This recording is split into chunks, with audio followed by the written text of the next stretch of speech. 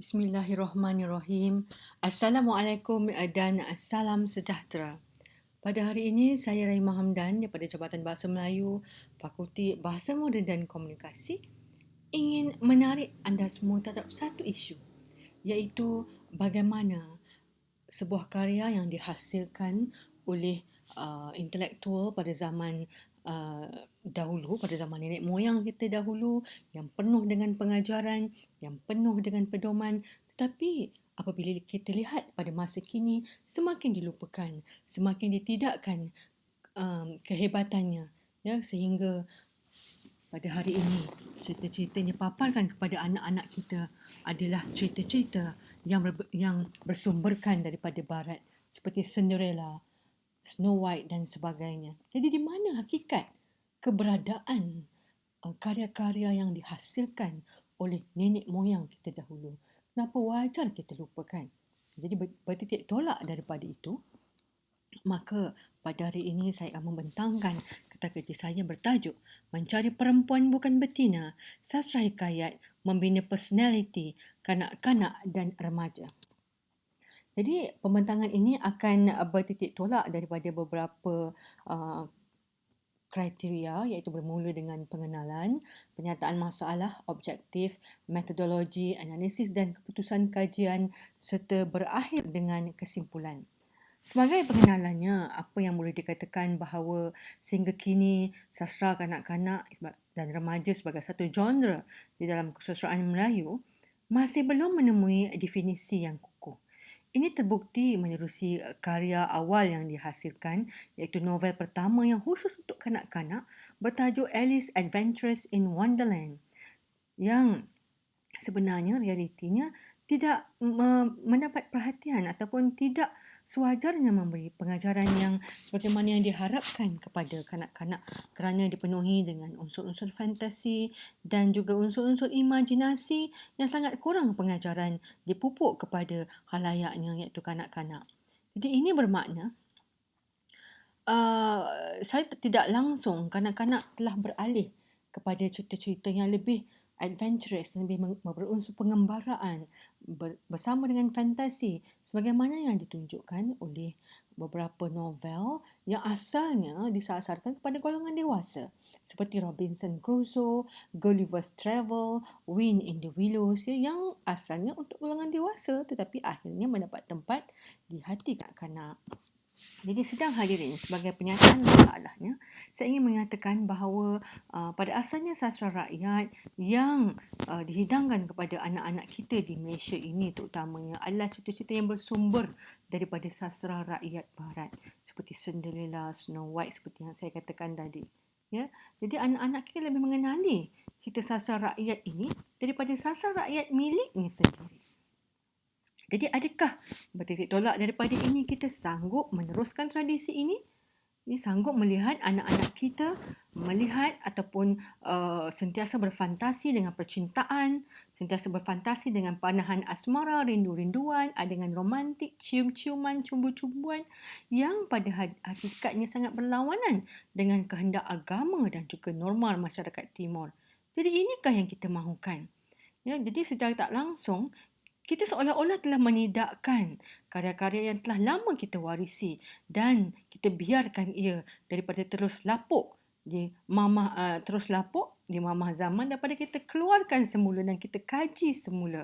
Dan pada hakikatnya juga kita sekiranya kita membiarkan situasi ini berlaku, kita seolah-olah memberi ruang kepada sastra rakyat barat ini untuk terus mendominasi pemikiran anak-anak kita dan merosakkan pemikiran mereka. Jadi bertitik tolak daripada itu, objektif kajian ini adalah untuk mengenal pasti watak dalam hikayat Musang Berjanggut yang dapat membentuk personaliti kanak-kanak dan remaja Islam. Ini adalah kerana pada kajian ini tumpuan diberi kepada sastra rakyat di mana karya yang digunakan adalah hikayat Musang Berjanggut. Dan untuk objektif kedua adalah untuk menganalisis kemampuan watak tersebut dalam membentuk personaliti golongan yang disasarkan.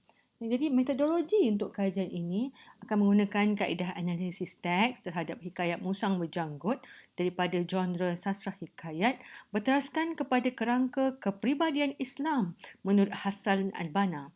Jadi Hasan al-Banna telah menggariskan 9 ciri utama kepribadian Islam, iaitu kuat akidah dan ibadah, akhlak yang tinggi, kekuatan melawan hawa nafsu, intelek dalam berfikir, menjaga waktu, teratur dalam urusan, kemampuan berdikari dan bermanfaat kepada orang lain yang akan diterapkan kepada Hikayat Musang Berjanggut. Jadi inilah sekiranya Hikayat Musang Berjanggut berjaya menepati 9 ciri ini, maka secara tak langsung kita telah berjaya membuktikan bahawa karya yang diwariskan daripada nenek moyang kita itu selayaknya kita hidangkan kembali kepada kanak-kanak ataupun generasi muda yang merupakan pewaris negara, dan kita hadkan, kita buang, kita bongkarkan, kita halang semua unsur-unsur barat yang nyata tidak sesuai dengan tata tersilat timur ini. Jadi analisis dan keputusan kajian mendapati yang pertama iaitu kuat akidah dan juga ibadah. Ini diperlihatkan dalam Hikayat Musang Berjanggut bagaimana watak utamanya iaitu Kamalul Arifin, dia sering mengucapkan rasa syukur kepada Allah Subhanahu Wa Taala di atas sebarang pekerjaan yang dilakukan. Apatah lagi juga dinyatakan dalam Hikayat Musang Berjanggut ini, Kamalul Arifin sentiasa menjaga solatnya, ya, dan digambarkan beberapa kali dalam proses pengembaraannya dia juga sebagai proses dalam proses bermusafirnya, dia sentiasa menunaikan solat, sama ada solat maghrib, subuh, ya, banyaknya solat subuh ni menggambarkan subuh ini sebagai pemula hari. Jadi sangat penting, ya, sebab itu diulang-ulang oleh pengarangnya dalam karya menerusi watak utama Kamalul Arifin. Okey. Yang kedua, akhlak yang tinggi. Ini ada kriteria kedua oleh Hasan al-Banna, menyatakan bahawa dalam kepribadian Muslim ataupun Islam itu, yang kriteria keduanya adalah seseorang itu perlu mempunyai akhlak yang tinggi. Melihat kepada Hikayat Musang Berjanggut, didapati bahawa watak utama ini sangat menjaga akhlaknya. Jadi setiap kali dia bermusafir dan tinggal di mana-mana rumah yang diinapnya itu, dia akan bersedekah dengan tuan rumah sebagai tanda terima kasih kerana membenarkan beliau bermalam di rumah tersebut. Jadi ini salah satu contoh ataupun adab yang sepatutnya diterapkan pada anak-anak kita. Yang ketiganya, kekuatan jasmani. Jadi kekuatan jasmani ini ditunjukkan oleh watak Kamalul Arifin juga apabila beliau keluar mengembara, di mana beliau kira-kira 6 bulan keluar mengembara itu untuk mencari isteri perempuannya, bukan betina. Jadi beliau diarahkan oleh ayahnya, iaitu Sultan pada ketika itu, untuk keluar mencari perempuan yang dikatakan seorang perempuan itu, ya, dan kerana Kamalul Arifin menidakkan wanita-wanita yang ada di dalam negerinya itu setaraf dengan perempuan yang diidam-idamkan. Okey, kita pergi kepada yang seterusnya, iaitu intelek dalam berfikir. Ini digambarkan bagaimana watak Kamalul Arifin ini juga sangat intelek, ya. Jadi dia tidak menggunakan nafsunya sebagai teraju utama.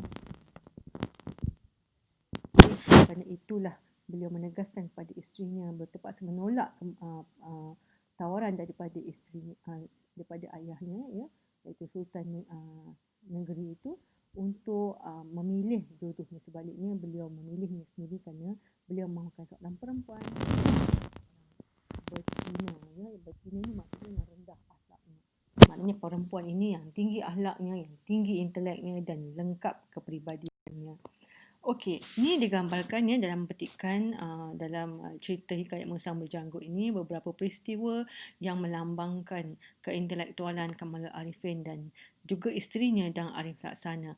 Yang pertama, bungkusan yang diisi dengan beras, kekacang, ikan bilis dan beberapa rempah ratus sebagai penentuan mencari perempuan sejati. Yang kedua, menjadikan rumah tidak berdapur sebagai pelambangan kepada membina masjid atau rumah tangga. Yang ketiga, menggunakan payung ketika berjalan di bawah pepohon hutan dan memakai kasut ketika menelusuri sungai. Ya. Yang keempat, antara ramai pembesar termasuk Sultan Shah Desa yang mengunjungi Dang Seri Arif Laksana ketika suaminya keluar mencari musang berjanggut, Tuan Kadi terpilih untuk dimasukkan ke dalam peti.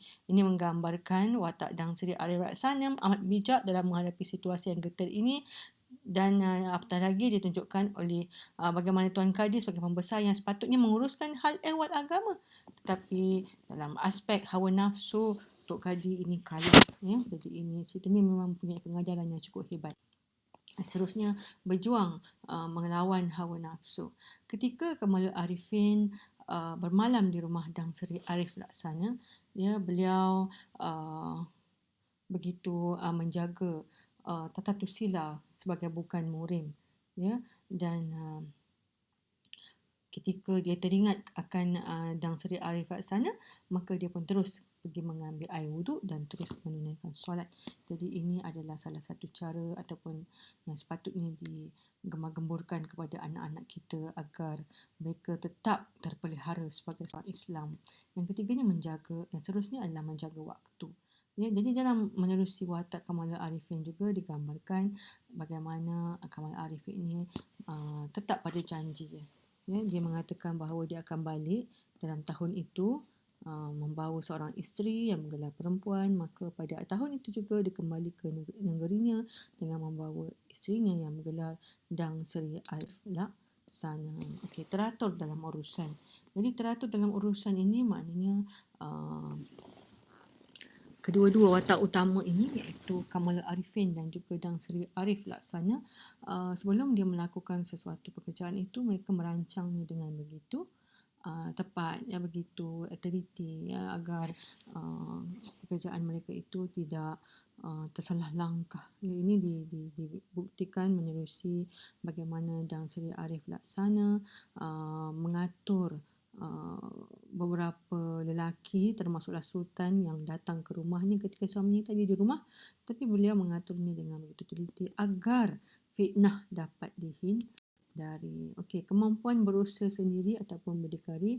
Berdasarkan petikan ini dikatakan bahawa dari sebab itulah mengikut pendapat adinda, baginda itu hendak menduga atau mencubanya. Iakah isteri kekandik ni seorang perempuan atau seorang betina? Jadi ini menunjukkan bahawa bagaimana Dang Seri Arif Laksana ini berkemampuan untuk berusaha sendiri tanpa pertolongan daripada sesiapa walaupun suaminya sendiri dalam menghadapi cabaran menangani hawa nafsu raja dan juga para pembesar istana yang sangat menginginkan beliau. Ya.